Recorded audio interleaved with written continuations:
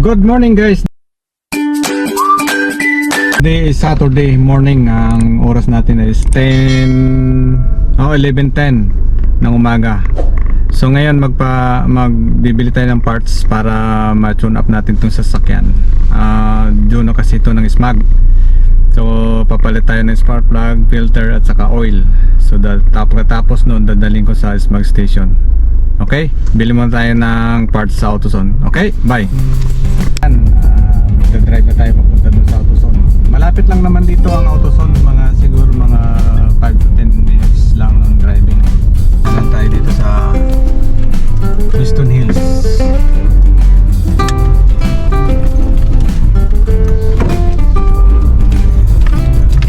Ganda ng araw.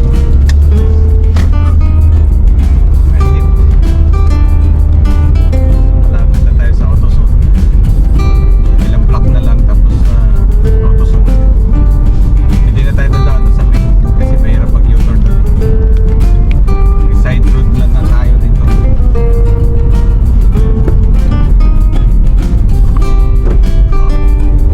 Kahit ang buhay ako, huwag ka masyadong pingin ka sa kaliwa mo. Tignan sa dumiretso pa.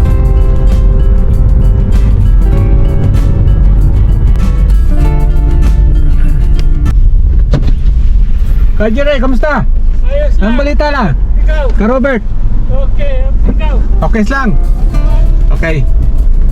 Yung mga may kakilala ko sa church. Naglalakad. Siguro may punta sa hospital yun. Kasi yung kapatid niya na hospital eh. Kaya kinamusta ko lang.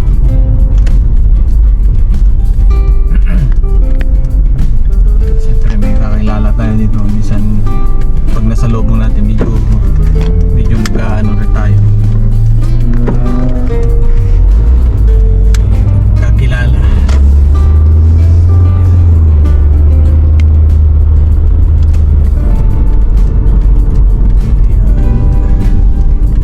Kanan dito. Marami pa sikot-sikot tayo no? Ayun ang AutoZone. Nakikita ko na. Medyo busy ng parkingan na. Ito AutoZone. Ay magpark. Ay may bakante. Dito naman tayo. Alright. Na ako ng parts na dito. Ito spark plug, oil filter at saka yung oil Mobil 1. Okay. Gagawin na natin ito sa sakit tapos dadaling ko sa Smag station. Okay. See you later. Bye. So ayan guys, ang unang gawin natin is mag-change oil muna tayo. Yan.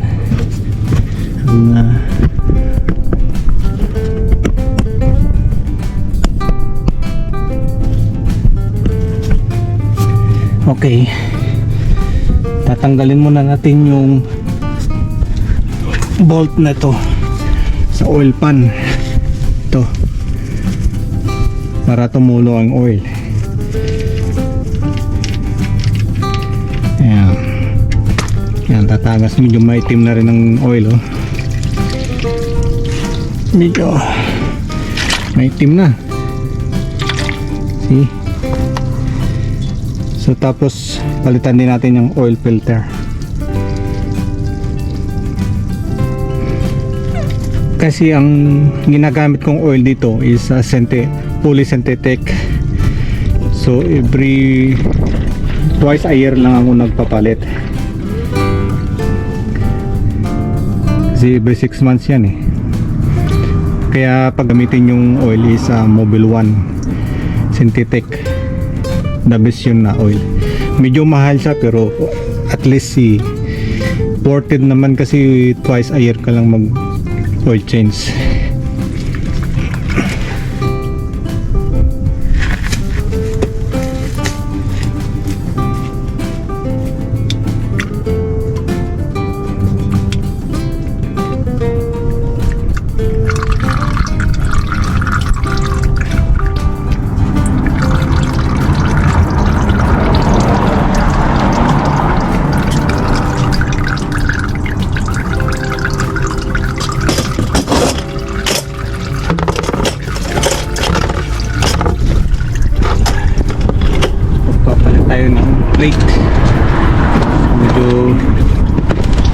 ang hangin.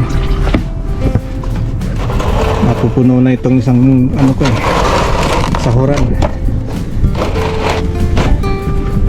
So ang gawin natin, patuluin natin maigi ang oil para empty talaga siya sa loob.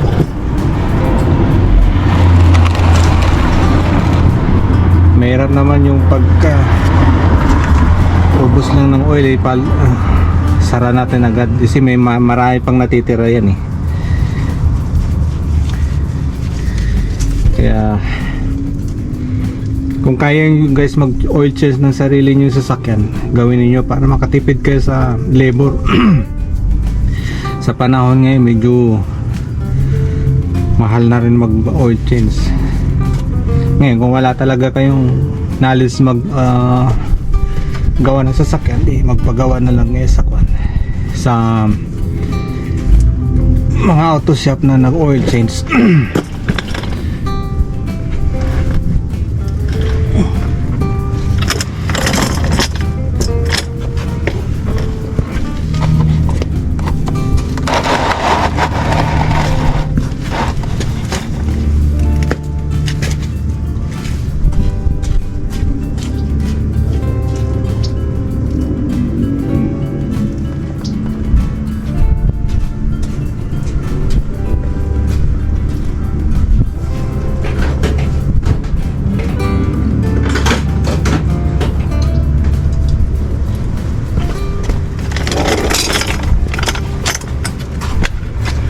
Filter naman, gagamit lang kayo ng ganitong tools para luwagan yung oil filter. Pag naluwagan niya, hand tight, ayan mo na lang, gamitan mo ng kamay.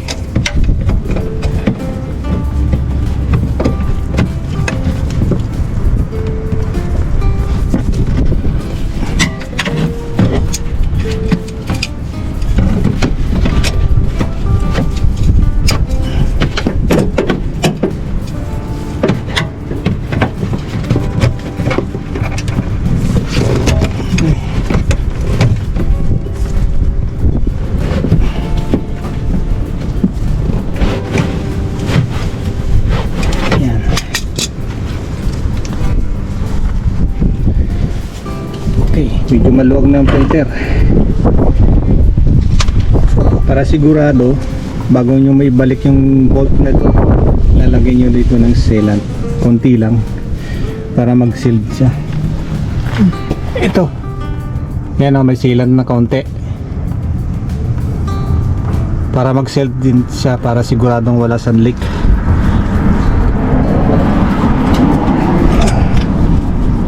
Punasan muna natin yung paglalagyan.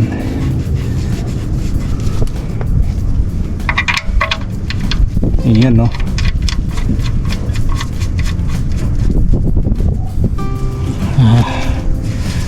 Pero higpitan nyo rin ng kaunti. Huwag masyadong mahigpit na mahigpit kasi minsan nag-ano din, nalulustro ng ano niya, thread. Kung mayroon kayong torque wrench, mga 25 lang.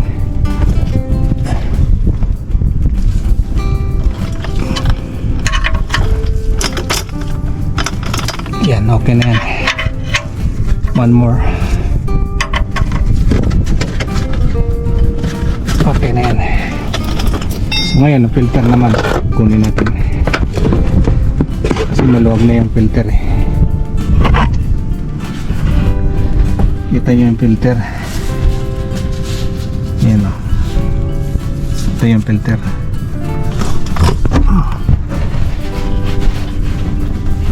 Yan.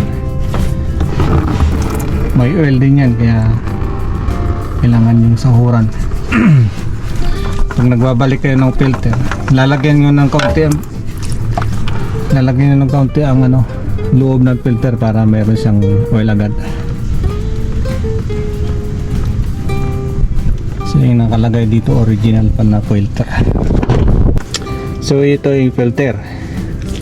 Ang kinabit ko, aftermarket na filter, pero pwede na naman yan. Kaya medyo dinagyan ko ng konting oil dito sa loob. Yan. lalagay na natin. Make sure malinis yung paglalagyan.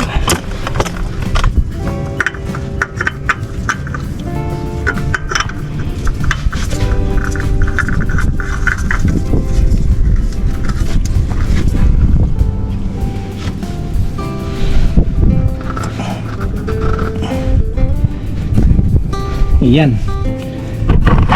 Yan o, bago na yan. Ito. Bago na yan. Ang ano lang yun guys, hand tight lang. Sa okay. Yan, tapos na. Okay. So ngayon guys, dito naman tayo magpapalit ng spark plug. So ang nang gawin, tatanggalin natin tong bolt nito para matanggal tong takip na plastic, ang cover. So niluwagan ko natin, tinanggal ko na yung bolt. So ano na lang natin tatanggal yan. Yan. Itabi lang muna natin yan. Itabi, tapos itong mga bolt na to tatanggalin natin to. Tapos ipupulat natin to, tapos bubunutin natin ng spark plug isa-isa. Okay?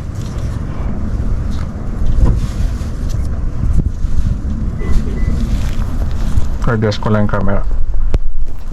Yan. Bubunutin natin ito isa-isa. Kasi ang ano dito, individual coil na eh. So ang size niyan is number 10 na socket.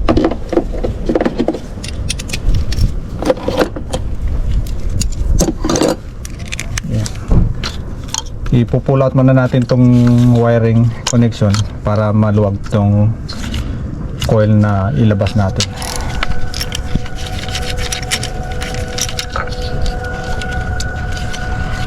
So, bali 2 bolt yan na size number 10.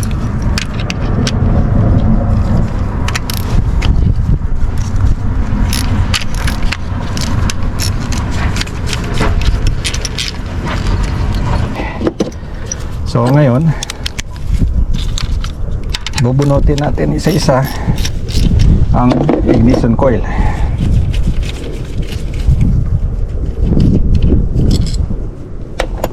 Yan. Ito yung number 1. Ito yung ignition coil na buo. Ito guys, kung may diferensya ito, hindi naman lahat na pasisira yan. Ito napapalitan to, yung tubes, rubber tubes. Yan, napapalitan to. Pag bumili kayo ng buo to, hindi kasama to. Okay.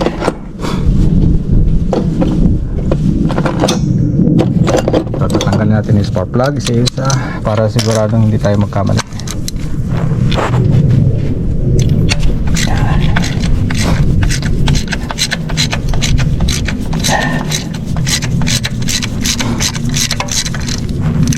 Hindi naman to ano eh, hindi man to maramihan.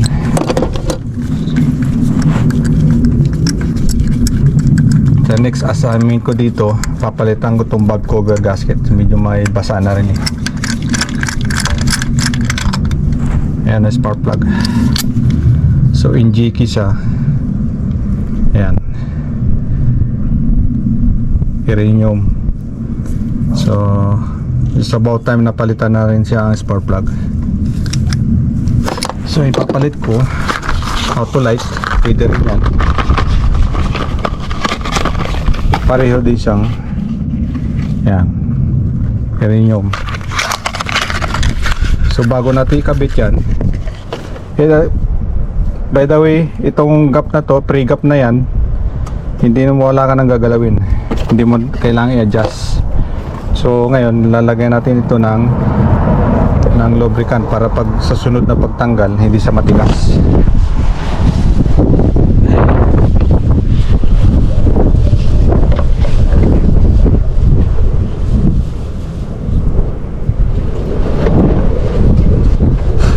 Kaunti lang nilagay ko, tapos ilalagay mo sa socket. Yan, tapos ibalik mo to. Yan.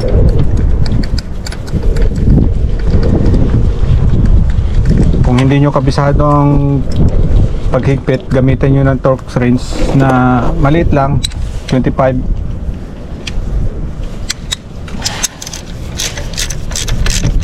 £25 ang higpit yan.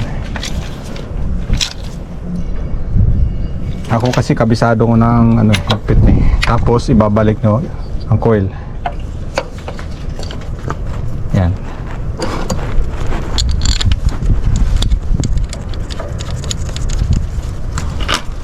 Tatanggalin natin to para libre siya. So ako kasi isa-isa ko tinatanggal kasi iba sabay-sabay na tinatanggal yan eh. Pero mas maganda na yung isa-isa para sure ka na hindi magkapalit sila. Pero pwede naman magpalit-palit ng mga coil na yan. So itong number ito naman sa sunod hanggang maubos yung, hanggang matapos yung apat na spark plug. Titingnan nyo rin yan kung baka mayroong diferensya sa loob. Pag may diferensya, palitan nyo na lang.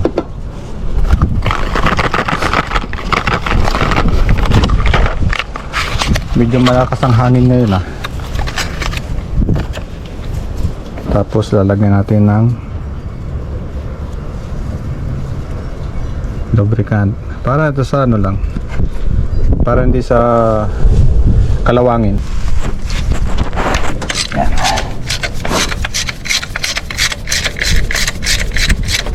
Isa nakakalimutan din natin, huwag natin kalimutan tanggalin yung luma bago ikabit ang bago. Yan o.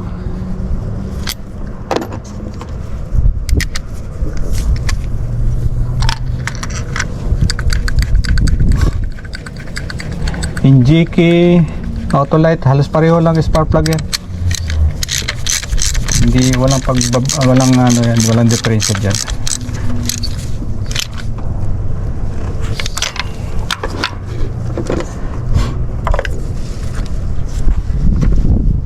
Sabagay, ano lang naman yan, quality ng trabaho ng iba't ibang company na gumagawa. So actually pare-pareho lang naman yan sila ng pan. Kasi iba, sabi na wag daw i-mix kung anong brand na tinanggal mo, hindi pareho. Pareho lang, sa aking opinion yun na pareho lang yung spark plug. Nasa sa inyo na lang yan. Kung gusto nyo pareho din ang brand na gagamitin nyo, okay lang din yun. Bulawagan natin itong isa para hindi natin mano.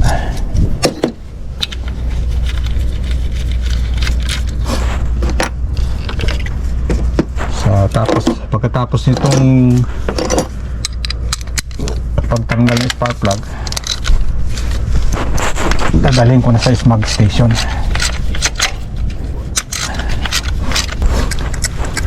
Ganon dito every 2 years eh, ini-smog ang sasakyan.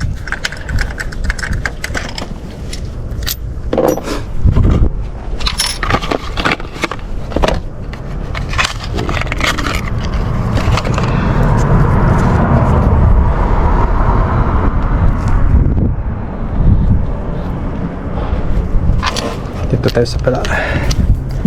Papunta na ako sa smog station. Hopefully mayroon pang bukas. Abot pa naman siguro hanggang alas 2 yan sila eh. Kasi Sabado ngayon. Yan. Update ko na lang kayo guys mamaya pag nandun ako sa smog station. So guys, dito na ako sa smog station. Ang oras niya is 9 to 1. Ewan ko kung ma-accept pa ako. 1:07 na. Ewan ko kung tatanggapin pa ako dito. Pag hindi, punta ako sa iba.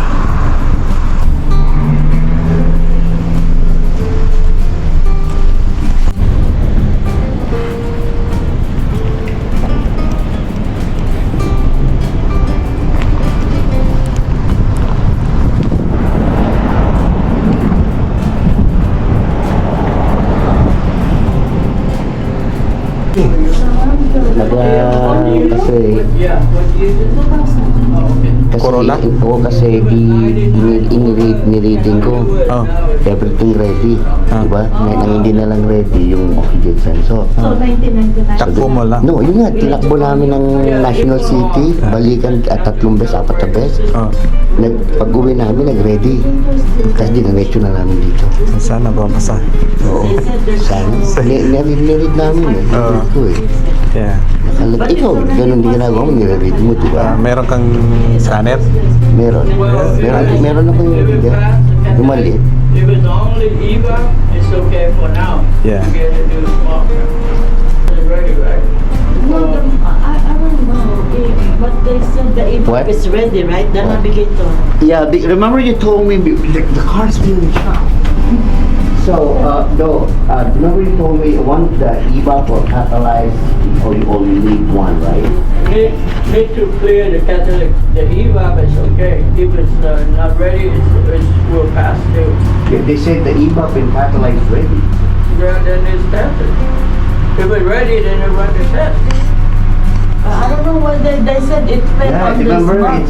So maybe we can grab one time. We can do in this. They keep buying this part, testing this, testing that. Then they're gonna pass this month. I said, he told me you need only one of the EVAP or EVAP. Guys, nag-discuss sila kasi Now you check got engine the kasi. EVAP ready or the cat ready, it should okay. Everybody already gone out to places. So everybody came in the morning a lot. Okay, yeah.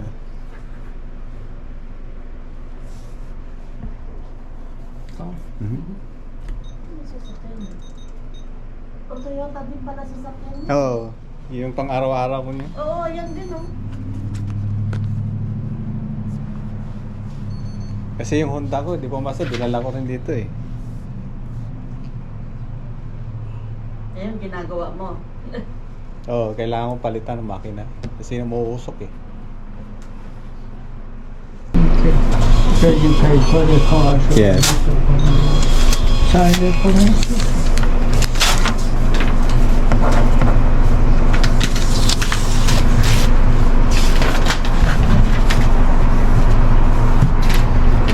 Okay, so you gonna pay by mail or online? Buy online. Online, wait for a couple hours from Okay. now if you do today. Okay. Yeah, do until tomorrow, right? Yeah. So Set that tomorrow. do later on today, it's fine. Okay. Thank you. Okay, thank you. Okay, bro. Oh, sige kuya, Yeah. tawag na lang ako. Nasa akin yung number mo. Ah, okay. Oh, Sige po. tatawag na. Okay na. Okay, thank you. Dali na lang na pag nakakuha na ako. Okay.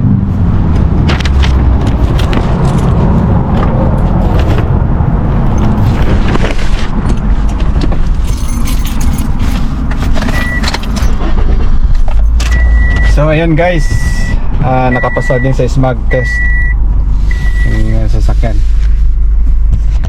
So magandang reading niya. Yan, pass lahat. Nakapass lahat. So ready to register na to. So magre-register ako by online. Mamaya mga couple hours pa daw. Kasi na-update din kasi yan sa sa DMV. Medyo matagal din ang receive nila pagka bago pa lang. Nare-receive ng DMV yan after 2 hours. So ayan, dito ako, pauwi na ako guys. So see you soon. Thank you and bye bye.